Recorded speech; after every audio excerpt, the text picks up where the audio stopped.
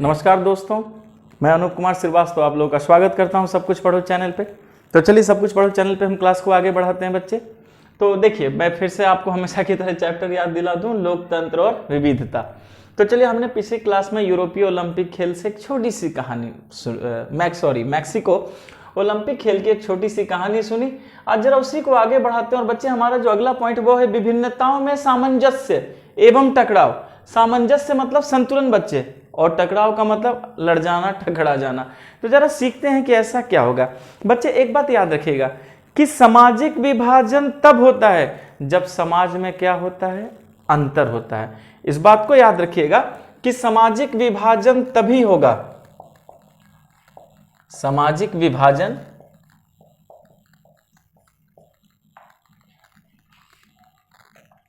तब होता है जब सामाजिक अंतर बहुत बड़ा हो जाए। याद रखिएगा बच्चे, मान लीजिए समाज में अलग अलग लोग हैं, अलग अलग अंतर के साथ रह रहे हैं, पर किसी को कोई परेशानी नहीं। तो याद रखिएगा कि किसी भी समाज में विभाजन तभी होगा जब सामाजिक अंतर जो है विभिन्नता से भी बड़ा हो जाए और ऊपर हो जाए। यानी समाज का विभाजन सामाजिक विभिन्नता के अंतर के बड़े और ऊपर होने से होता है। जरा सोचिए कि अमेरिका में जो श्वेत और अश्वेत का ही तो अंतर है, वरना वो कहानी कैसे आती है ओलंपिक खेल में। इस बात को याद रखेंगे सभी बच्चे। अमेरिका में श्वेत मतलब गोरा एवं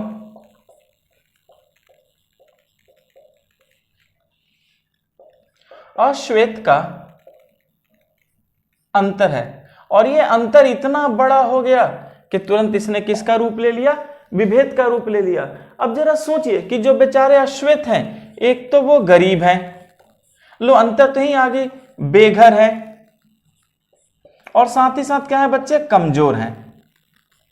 तो सोचने की बात है कि अमेरिका एक विकसित देश है, श्वेत और अश्वेत दोनों किस्म के वहां लोग रहते हैं, पर दोनों में विभाजन है। क्यों?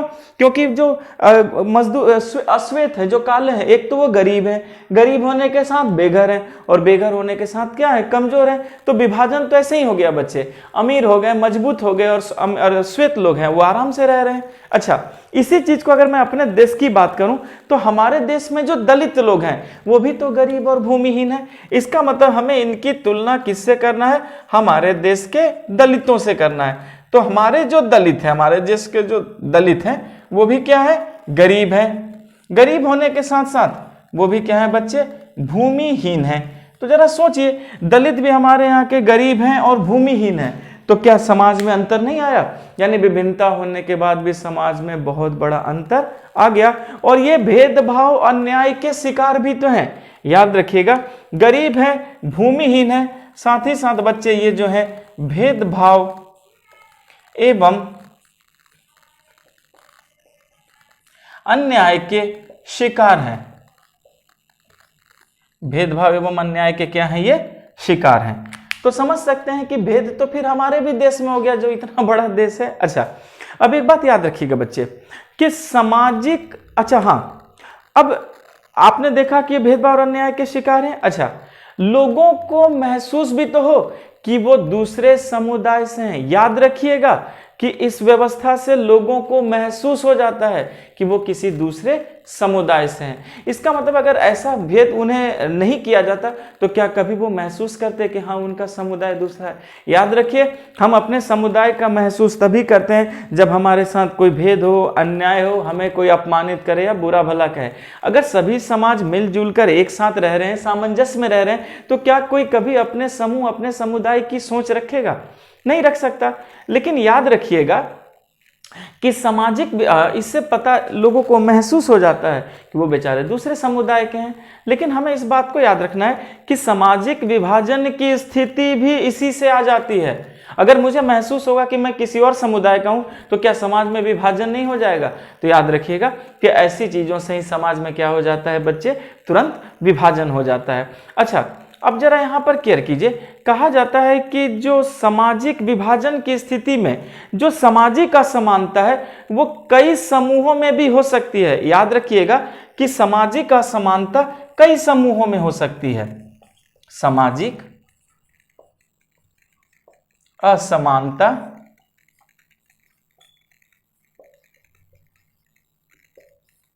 कई समूहों में हो सकती है। अलग अलग समूह है तो सब में क्या होगा, अपनी सामाजिक असमानता हो सकती है, क्योंकि अलग अलग समूह है तो जाहिर है हमें पता चल रहा है कि समाज असमान है, अलग अलग समूह के लोग रह रहे हैं। ठीक, अच्छा, अब इसी चीज को हमें अंतर से भी सोचना है बच्चे। अगर मान लीजिए कि एक ही मतलब हमने ये देखा कि मतलब कि ये हमें इस सेंस को इस तरह लीजिए बच्चे कि अगर सामाजिक असमानता में अलग अलग समूह के लोग हैं तो क्या हर एक समूह अपनी पहचान नहीं बनाना चाहेगा?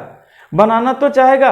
तो याद रखिए कि अगर कोई समूह अपनी पहचान बनाना चाहेगा तो क्या दूसरे समूह, ऐसा नहीं हो सकता है कि उन पर नकारात्मक प्रभाव पड़े। याद रखिएगा कि अगर कोई समूह अपनी पहचान बनाना चाहेगा तो हो सकता है कि उसका कोई निगेटिव इफेक्ट दूसरे समूह पे पड़े। तो दूसरा समूह भी तो अपनी पहचान बनाना चाहेगा, हो सकता है कि समूह में ही संघर्ष हो जाए, तो क्या समाज में विभाजन नहीं हो जाएगा? निश्चित समाज में विभाजन हो जाएगा। अच्छा, एक चीज याद रखना है कि अब एक ही समूह की पहचान बनाना भी तो मुश्किल हो जाएगी। क्यों? क्योंकि तरह तरह के यहां पर समूह भी हैं। अच्छा, अब क्या होता है कि एक ही मुद्दे पर कई समूह के हित भी तो एक जैसे नहीं होते। मान लीजिए मुद्दा एक है, पर क्या जरूरी है कि सबके हित एक जैसे हों? तो उस पर भी विभाजन हो जाएगा। तो ये, और ऐसा भी हो सकता है कि मुद्दे में भी अंतर आ जाए, मतलब मेरे समाज का मुद्दा कुछ और, उसके समाज का कुछ और, उसके समाज का कुछ, लो फिर विभाजन हो गया। तो देख सकते हैं कि विभाजन की तरह तरह की क्या है बच्चे, परिस्थितियां हैं। अच्छा, जरा हम इसके एक एग्जाम्पल से लेके समझते हैं। जैसे मैंने आपको इसका एग्जाम्पल मैं आपको उत्तरी आयरलैंड और नीदरलैंड से समझाता हूं, जरा उसको केयर कीजिएगा सभी बच्चे। हम किसका एग्जाम्पल लेंगे? उत्तरी आयरलैंड और नीदरलैंड। फिर हम अपने आप चीजों को समझने लगेंगे।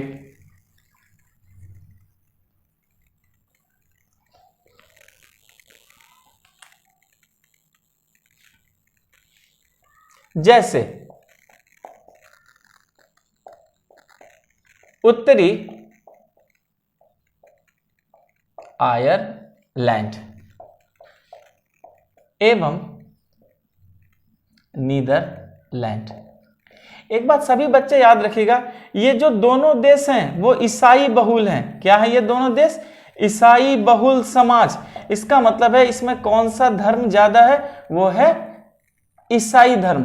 तो हमने देखा कि अगर हमने उत्तरी आयरलैंड और नीदरलैंड का एग्जाम्पल लिया तो पहले हमने ये जाना कि ये जो दोनों देश हैं क्या है, ये ईसाई बहुल देश है। यहाँ पर मैक्सिमम आबादी किन की है? ईसाई लोगों की है। लेकिन याद रखिएगा ईसाई के लोग भी दो पंथों में बटे हुए हैं। एक पंथ को कहा गया प्रोटेस्टेंट। क्या कहा गया? प्रोटेस्टेंट। और एक को कहा गया कैथोलिक। तो हमने देखा कि ईसाई लोग भी दो पंथों में बट गए हैं। एक पंथ को कहा गया प्रोटेस्टेंट पंथ और दूसरे को क्या कहा गया बच्चे? कैथोलिक। तो जब सोचने की बात है कि क्या ईसाई समाज में ही विभिन्नता नहीं आ गई? आ तो गई। और अगर ये विभिन्नता मिलकर रही तो लोग सामंजस्य में रहेंगे। अगर इनमें टकराव हो गई तो फिर जाहिर बात है टकराव हो जाएगी और समाज में क्या आ जाएगा? अंतर आ जाएगा। और कहीं ना कहीं ये सामाजिक विभाजन का क्या ले लेगी बच्चे? रूप ले लेगी। पूरी बात समझ में आ गई बेटा? ठीक है, चलिए अब जरा समझने की शुरू करते हैं। तो पहले शुरू करते हैं हम उत्तरी आयरलैंड में। याद रखिएगा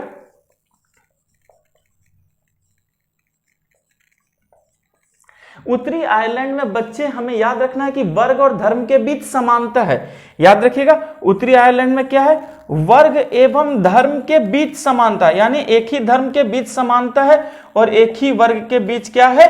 समानता है। यानी अगर मान लीजिए एक धर्म है तो उसके लोग उसमें समान है, दूसरा धर्म है तो दूसरे लोग उसमें समान है। तो आयरलैंड में यह देखा गया कि आयरलैंड में वर्ग और धर्म में क्या है? समानता है। लेकिन क्या इस समानता से दिक्कत नहीं होगी? निश्चित है दिक्कत होने लगेगी। ठीक है, तो चलिए जरा समझते हैं कि भाई क्या, कैसे, किस तरीके से दिक्कत हो गई।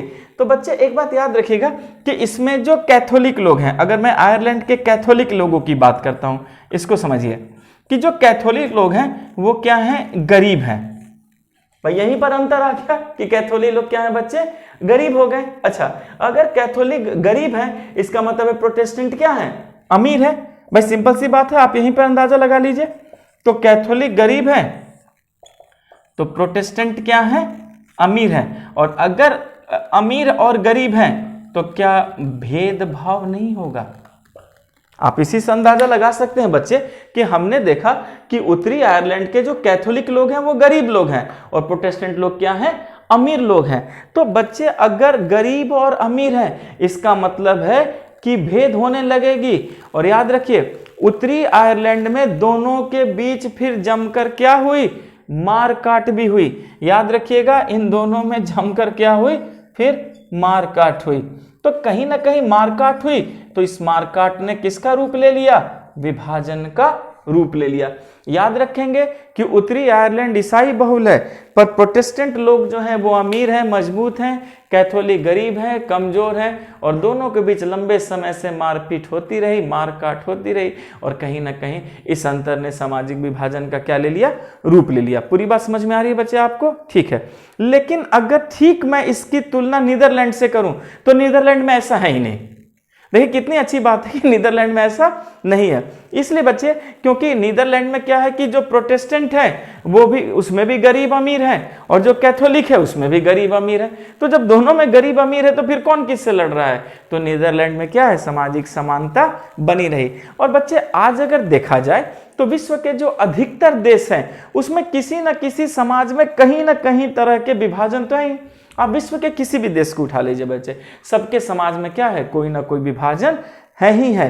अच्छा, अब देश बड़ा है या छोटा है इससे फर्क नहीं पड़ता। बड़ा देश है उसमें भी विभाजन है, छोटा देश है उसमें भी विभाजन है। क्या हमने बेल्जियम और श्रीलंका में नहीं देखा था? दोनों छोटे ही देश तो थे पर देखिए ये भी भाषा और क्षेत्र में क्या हुए थे, बटे हुए थे। पूरी बात समझ में आ गई बच्चे? अच्छा, अब जरा अगर मैं इसी की बात भारत से करूं तो भारत भी तो बहुत बड़ा देश है। भारत भी बहुत बड़ा देश है और साथ साथ भारत में अनेक धर्म, अनेक समुदाय के लोग भी तो रहते हैं। अलग अलग धर्म के लोग हैं, अलग अलग भाषा भाषी, अलग अलग क्षेत्र के लोग, अलग अलग संस्कृति के लोग भरे पड़े हैं। तो विभिन्नता तो यहाँ पर भी है। क्लियर है? अच्छा, अब जरा बेल्जियम से बात करें तो बेल्जियम तो बहुत छोटा देश है पर यहाँ भी अनेक समुदाय हैं। अच्छा, लेकिन जर्मनी और स्वीडन की अगर मैं बात करूं बच्चे तो जर्मनी और स्वीडन में क्या है कि समरूप समाज है। जर्मनी स्वीडन में क्या है बच्चे, समरूप समाज है। और इस समरूप समाज में ये मतलब आप ऐसे सोचिए कि समरूप समाज में जिसमें अधिकतर लोग एक ही नस्ल और संस्कृति के हैं। तो हमने देखा कि स्वीडन और जर्मनी इसलिए समरूप समाज है क्योंकि इसके अधिकतर लोग क्या है, एक ही नस्ल के हैं या एक ही क्या है, संस्कृति के हैं। लेकिन दुनिया के दूसरे हिस्से से लोग भी तो आने लगे थे यहाँ पर। तो हमने देखा कि जब दुनिया के दूसरे हिस्से से लोग यहाँ पर आएंगे तो क्या वो अपनी संस्कृति को लेकर नहीं आएंगे? तो याद रखिएगा कि दुनिया के लोग अगर विश्व में कहीं भी दूसरे क्षेत्र पर जाते हैं तो अपनी संस्कृति को भी लेकर जाते हैं। तो वो चाहते हैं कि वहां पर उनका समुदाय बने, वहां पर भी उनकी संस्कृति बन जाए। तो क्या इससे समाज में विभाजन नहीं आएगा? विभाजन तो इससे भी आ सकती है। तो हम बच्चे समझ सकते हैं कि देश के बड़े छोटे होने से कुछ नहीं होता। अगर विविधता है और विविधता में सामंजस्य है तो ठीक है, अगर सामंजस्य नहीं, टकराव है, तो कहीं ना कहीं समाज में विभाजन की रूपरेखा बन जाती है। जैसा मैंने आपको श्रीलंका के बारे में बताया था कि अलग अलग समुदायों की अनदेखी की गई। देखिए वहां गृह संकट हुई, हजारों लोग मरे। पूरी बात समझ में आ गई? और बच्चे एक बात याद रखिएगा कि आज विश्व के अधिकतर देश बहुसांस्कृतिक देश हो गए हैं। आप देखिए विश्व के अधिकतर देश क्या है बच्चे, बहुसांस्कृतिक देश हैं। क्यों? अलग अलग संस्कृति के क्या है उसमें लोग हैं। अच्छा, अब जरा देखते हैं कि सामाजिक विभाजन की राजनीति से क्या संबंध है, थोड़ा हम इसे भी समझते हैं बच्चे। ठीक है, आइए, ये तो हमने भाई जाति धर्म की बात कर ली। अब जरा सामाजिक क्षेत्र में हम राजनीति की बात करते हैं और उस चीज को भी अच्छे से हम समझते हैं और सीखते हैं बच्चे। क्लियर है? तो हम अपना अगले पॉइंट की ओर जाते हैं। हमारा अगला पॉइंट है सामाजिक विभाजन की राजनीति। सामाजिक विभाजनों की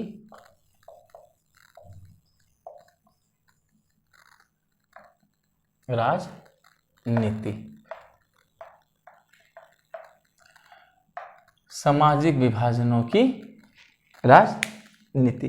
बच्चे पहले मैं आपको एक बात बता देता हूं कि राजनीति और सामाजिक विभाजन का जो मेल है वो बहुत ही खतरनाक है, विस्फोटक है। याद रखिएगा, अगर राजनीति सामाजिक विभाजन से हो रही है या सामाजिक विभाजन राजनीति के कारण हो गई है तो ये बहुत ही खतरनाक है और बहुत ही विस्फोटक है। इसका मतलब है कि राजनीति के कारण विभाजन, बच्चे याद रखिएगा, राजनीति के कारण अगर समाज में विभाजन है तो ये बहुत ही क्या है, खतरनाक है। और खतरनाक के साथ ये बहुत ही क्या है बच्चे, विस्फोटक है। क्यों?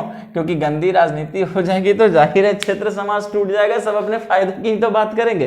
तो बच्चे जरा इसको समझते हैं कि क्या होता है कि अब अलग अलग पॉलिटिकल पार्टियां हैं, तो क्या सभी पॉलिटिकल पार्टी में प्रतिस्पर्धा नहीं होती, कंपटीशन नहीं होती जीतने की? तो जब सब में प्रतिस्पर्धा होगी तो इससे क्या समाज में फूट नहीं पड़ जाएगा? सब अपने अपने समाज की बात करेंगे, उसे वोट बैंक बनाएंगे, जाति धर्म क्षेत्र की बात कर देंगे, तो कहीं ना कहीं समाज में फूट ही तो पड़ेगी बच्चे।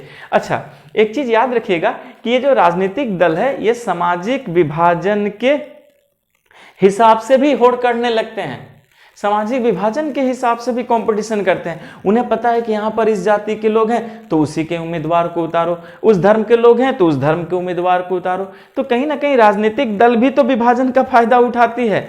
और बच्चे इतना तो आप भी जानते हैं कि आज की राजनीति में लोकतंत्र में सब चलता है। अगर किसी के फायदे की बात की जाए तो पॉलिटिकल पार्टी तो करते ही हैं कि भाई हम जब हमें जिता दो हम तुम्हारा ये काम कर देंगे, तो जनता तो वोट देगी ही देगी। फिर कहेंगे भाई तुम्हारे कास्ट के प्रतिनिधि को उतारेंगे तुम उसे वोट दो, जनता वोट देगी ही देगी। तो कहीं ना कहीं राजनीतिक दल भी सामाजिक विभाजन के उपयोग कर लेते हैं लोकतांत्रिक रूप से। पूरी बात समझ में आई? लेकिन याद रखिएगा कि अगर सामाजिक विभाजन राजनीतिक विभाजन बन गया तो कहीं ना कहीं देश की अखंडता खतरे में आ जाती है।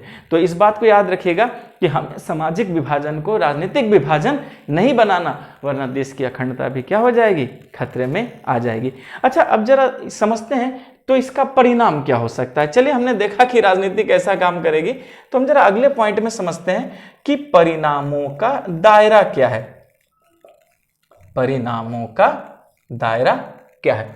तो बच्चे जरा सोचते हैं कि परिणामों का दायरा, जैसे मैंने आपने अभी उत्तरी आयरलैंड का आपको एग्जांपल दिया था, तो सभी बच्चे याद रखिएगा कि उत्तरी आयरलैंड जो है वो ग्रेट ब्रिटेन का हिस्सा है। जरा यहां समझने की कोशिश कीजिए बच्चे, जो उत्तरी आयरलैंड है, उत्तरी आयरलैंड वो किसका हिस्सा है?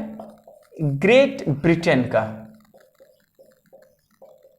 ग्रेट ब्रिटेन का हिस्सा है। तो हमने देखा कि उत्तरी आयरलैंड तो खुद ग्रेट ब्रिटेन का हिस्सा है। अच्छा, अब बहुत समय से यहां पर हिंसा और जातीय कटुता रही है, लंबे समय से यहां क्या होती रही है? हिंसा, और हिंसा के साथ साथ क्या रही है? जातीय कटुता। जैसा अभी बताया था ना मैंने आपको वो कैथोलिक और प्रोटेस्टेंट वाली बात, ठीक है। तो बच्चे इतनी रही और इसी से क्या हुआ? राजनीतिक टकराव भी में रहा। याद रखिएगा, ये लंबे समय तक किसमें रहा? राजनीतिक टकराव में भी रहा। क्यों? क्योंकि ये हिंसा का क्षेत्र रहा, जातीय कटुता का क्षेत्र रहा, राजनीति के कारण भी विभाजन होती है, तो ये राजनीतिक टकराव का भी क्या रहा? क्षेत्र रहा। अच्छा, अब जैसे मैंने बताया था कि यहाँ पर दो लोग थे, एक को मैंने क्या कहा था आपसे बच्चे? कैथोलिक पंथ था, और दूसरा मैंने आपसे क्या कहा था? प्रोटेस्टेंट पंथ था। ये देखिए, दो पंथ था, कैथोलिक और प्रोटेस्टेंट। अब ये जो कैथोलिक लोग थे, याद रखिएगा कि कैथोलिक की आबादी 53% है। कितनी आबादी है? 53%, 53%। और प्रोटेस्टेंट की आबादी है 44% आबादी है। और मैंने आपको क्या कहा था कि कैथोलिक गरीब हैं, कमजोर हैं, और प्रोटेस्टेंट कम है, पर ये मजबूत है और क्या है? अमीर है। क्लियर है? अच्छा, अब यहां पर क्लियर करना है कि जो कैथोलिक का प्रतिनिधित्व नेशनल पार्टी कर रही थी, इनका प्रतिनिधित्व कौन सी पार्टी कर रही थी बच्चे? National party. नेशनल पार्टियां वो कैथोलिक का क्या करती थी? प्रतिनिधित्व करती थी। अच्छा, और इनकी मांग क्या थी? कि उत्तरी आयरलैंड को आयरलैंड में मिलाया जाए। याद रखिएगा, इनकी मांग ये थी कि उत्तरी जो आयरलैंड है, उत्तरी आयरलैंड को आयरलैंड में मिलाया जाए, आयरलैंड में मिलाया जाए। तो हमने ये देखा कि उत्तरी आयरलैंड में कैथोलिक और प्रोटेस्टेंट लोग थे। कैथोलिक 53% आबादी थी और इसका समर्थन कौन कर रही थी? नेशनल पार्टियां। और नेशनल पार्टियों की ये डिमांड थी कि जो उत्तरी आयरलैंड का हिस्सा है उसको किस में मिलाया जाए, आयरलैंड गणराज्य में मिला दिया जाए। क्यों? क्योंकि आयरलैंड में कैथोलिक ज्यादा थे। याद रखिएगा, क्यों इन्होंने कहा कि आयरलैंड में मिलाया जाए? क्योंकि आयरलैंड में कैथोलिक ज्यादा थे। ये अपने समाज में जाना चाहते थे ताकि खुद को सुरक्षित महसूस कर पाए। तो यहां तक पूरी बात समझ में आ गई बच्चे? तो सभी लोग प्लीज सब कुछ पढ़ो, चैनल को ज्यादा से ज्यादा लाइक कीजिए, शेयर कीजिए, सब्सक्राइब कीजिए। Thank you.